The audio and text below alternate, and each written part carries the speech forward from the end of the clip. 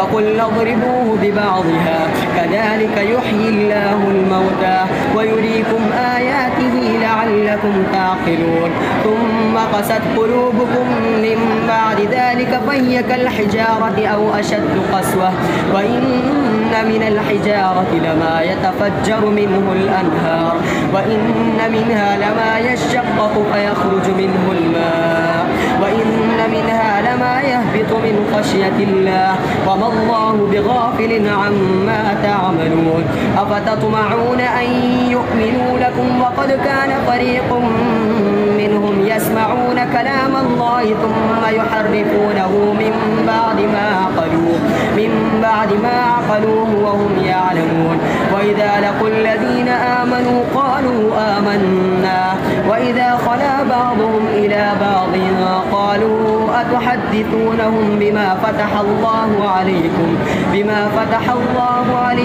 ليحاجوكم به عند ربكم أفلا تعقلون أولا يعلمون أن الله يعلم ما يسرون وما يعلنون ومنهم أميون لا يعلمون الكتاب إلا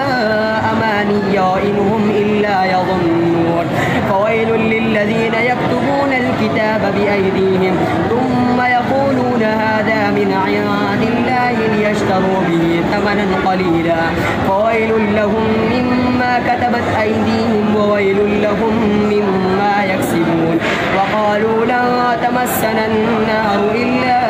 أياما معدودة قل أتخذتم عند الله عهدا فلن يخلف الله عهده أم تقولون على الله ما لا تعلمون ولا من كسب سيئة وأحاطت به خطيئته فأولئك